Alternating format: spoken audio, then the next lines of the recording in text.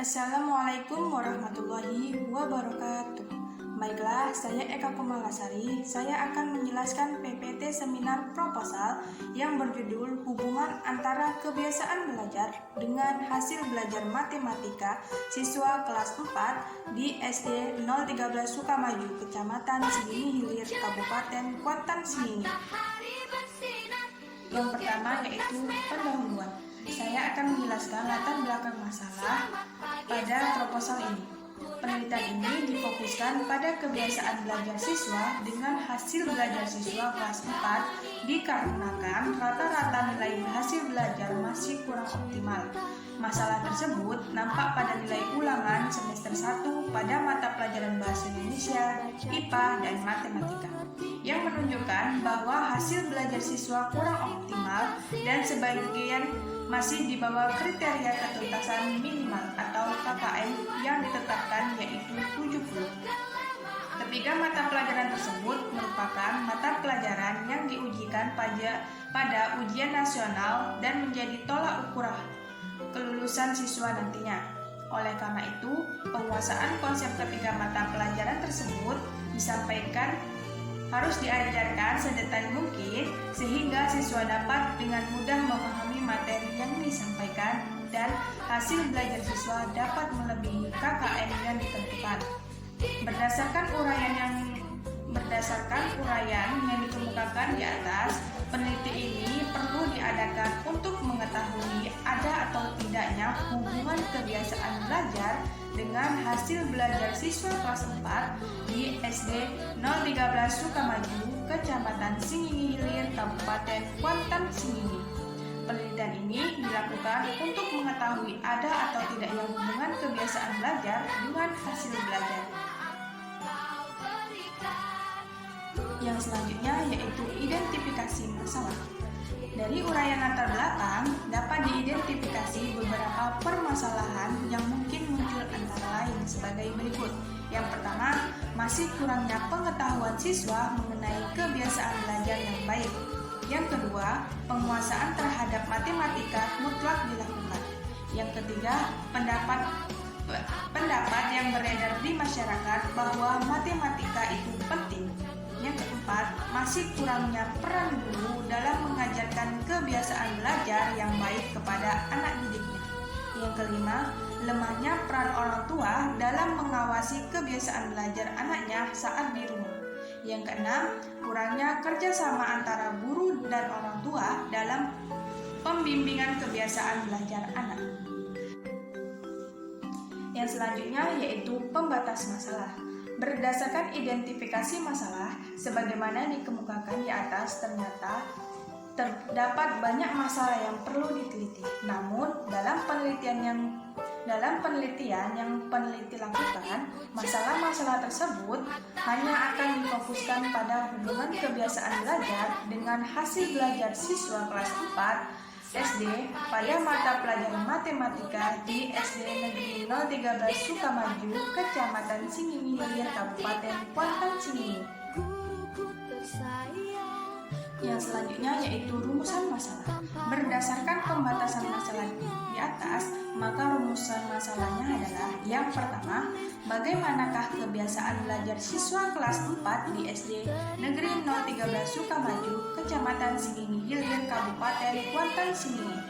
Yang kedua, bagaimanakah hasil belajar siswa kelas 4 di SD Negeri 013 Sukamaju, Kecamatan Sengingi Hilir, Kabupaten Kuantan Sengingi. Yang ketiga, apakah ada hubungan yang signifikan antara kebiasaan belajar dengan hasil belajar siswa kelas 4 di SD Negeri 013 Sukamaju, Kecamatan Sengingi Hilir, Kabupaten Kuantan Sengingi.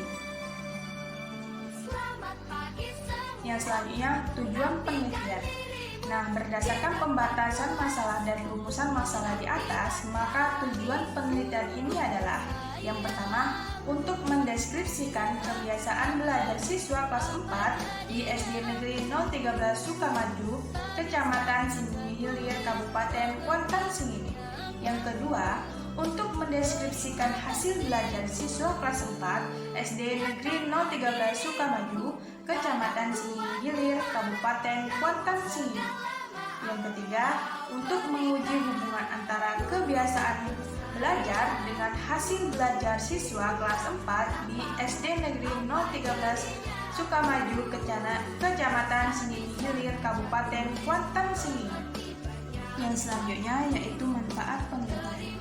Secara rinci, manfaat penelitian akan dikemukakan sebagai berikut. Manfaat penelitian ada dua, yaitu manfaat teoritis dan manfaat praktis. Manfaat teoritis yaitu suatu manfaat yang diperoleh dari hasil penelitian yang bersifat teoritis.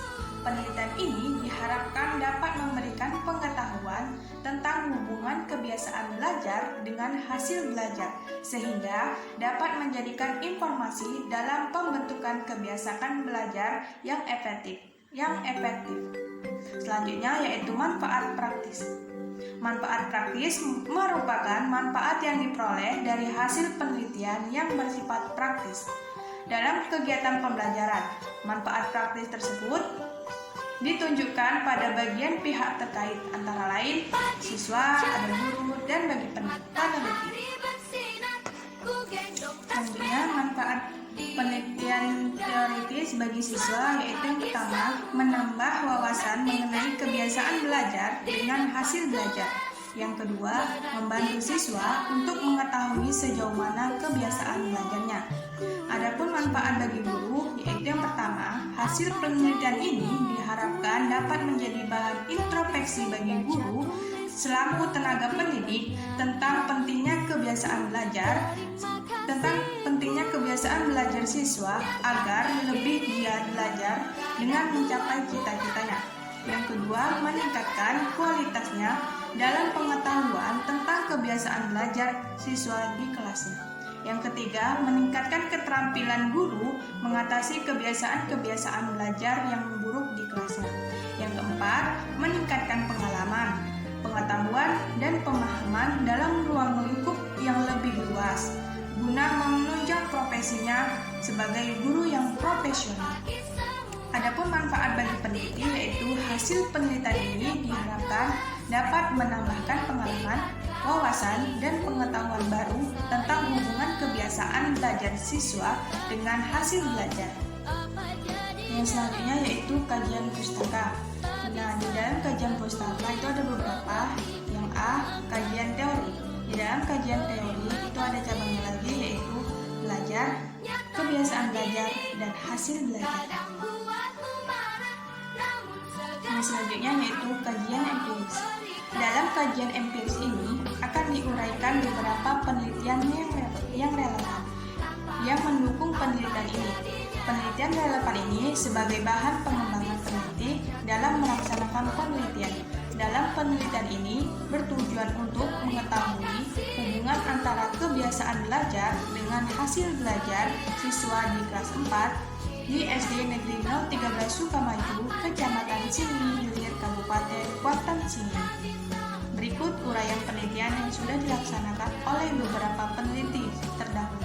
Yang pertama, penelitian yang dilakukan oleh Nur Hayati tahun 2015 dari Fakultas Teknik Matematika dan IPA, Universitas Indraprasta PGRI yang berjudul Pengaruh Sikap dan Kebiasaan Terhadap Hasil Belajar Matematika.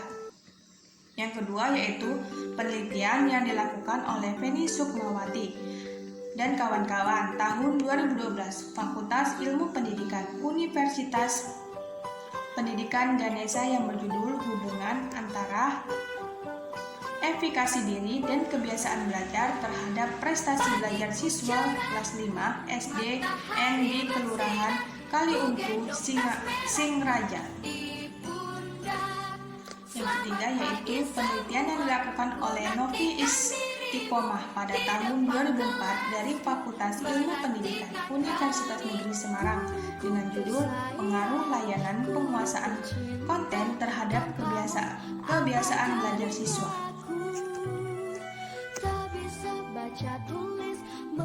Yang selanjutnya yaitu kerangka berpikir.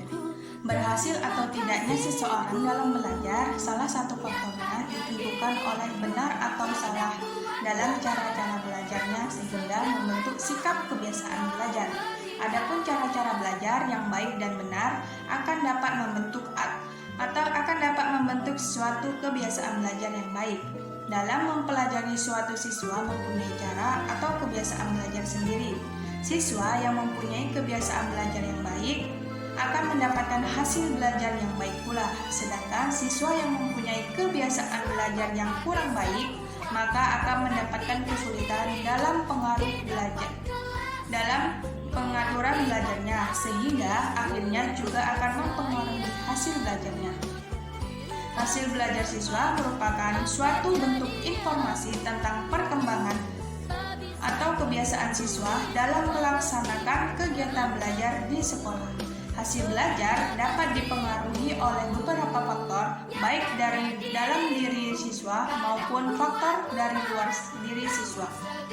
Salah satu faktor yang mempengaruhi hasil belajar siswa yakni kebiasaan belajar. Kebiasaan belajar siswa berkaitan erat dengan hasil belajar.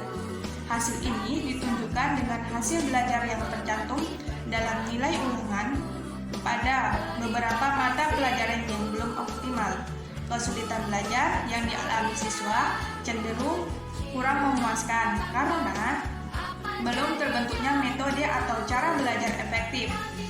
Dengan demikian, terdapat hubungan antara kebiasaan belajar dengan hasil belajar siswa di kelas 4 SD Negeri 013 Sukamaju, Kecamatan Singing Hilir, Kabupaten Kuantan Sengingi. Nah, yang selanjutnya yaitu penelitian yang relevan. Yang pertama, penelitian yang dilakukan oleh Zakia Amna Fathiyatun tahun 2016 dalam jurnalnya yang berjudul Hubungan Antara Kebiasaan Belajar dengan Hasil Belajar Matematika Siswa Kelas 4 di SD Negeri Gugus Muardi, Kecamatan Kaliwungu. Yang kedua yaitu penelitian yang dilakukan oleh Hidayati Anissa Kauniyah tahun 2016 dalam jurnalnya yang berjudul Hubungan Kebiasaan Belajar dengan Hasil Belajar Siswa Kelas 4 Segugus 2 Piungan. Yang ketiga yaitu penelitian yang dilakukan oleh Abdul Rahman tahun 2012 dalam jurnalnya yang berjudul Hubungan Kebiasaan Belajar dengan Prestasi Belajar Siswa Kelas 4 SD pada mata pelajaran Matematika di Gugus 5, Kecamatan Wonosari, Kabupaten Gunung Kidul, tahun ajaran 2011-2012. Selanjutnya yaitu hipotesis penelitian. Berdasarkan kajian teori dan kerangka berpikir di atas, maka hipotesis dalam penelitian ini adalah ada hubungan yang signifikan antara kebiasaan belajar dengan hasil belajar siswa di kelas 4 SD Negeri 013 Sukamaju, Kecamatan Singing Hilir, Kabupaten Kuantan Sengingi. Yang selanjutnya yaitu metode penelitian. Nah, dalam metode penelitian ini ada beberapa. Yang pertama, tempat dan waktu penelitian. Tempat itu penelitian ini dilaksanakan di SD Negeri 013 Sukamaju, Kecamatan Singing Hilir, Kabupaten Kuantan Sengingi. Yang kedua, waktu. Penelitian ini dilaksanakan antara bulan Januari sampai dengan bulan Februari semester 2 tahun ajaran 2020-2021. Yang selanjutnya yaitu metode penelitian. Penelitian ini merupakan metode korelasi. Nah, yang selanjutnya ada populasi dari sampel penelitian. Yang selanjutnya yaitu prosedur penilaian. Prosedur penilaian merupakan tata cara yang dilakukan pada saat penelitian atau langkah-langkah menjalankan suatu penelitian. Prosedur penilaian pada penelitian ini sebagai berikut. Yang pertama, tahap persiapan. Pada tahap persiapan ini meliputi izin tempat pelaksanaan penelitian, pengajuan identifikasi masalah, penyusunan proposal, penelitian, penyusunan kisi-kisi instrumen, penyusunan instrumen, serta konsultasi kepada dosen pembimbing. Yang kedua yaitu tahap pelaksanaan. Pada tahap pelaksanaan ini meliputi uji coba instrumen di lapangan pada sampel di luar populasi, pengambilan data sesuai dengan instrumen yang telah diuji validitas dan reliabilitasnya. Yang selanjutnya yaitu instrumen penelitian. Dalam instrumen penelitian ini ada beberapa. Yang pertama yaitu validitas dan yang kedua reliabilitas. Yang selanjutnya yaitu analisis data. Yang pertama analisis statistik deskriptif, yang kedua analisis data awal, yang ketiga analisis data akhir atau uji hipotesis, dan yang terakhir analisis data observasi.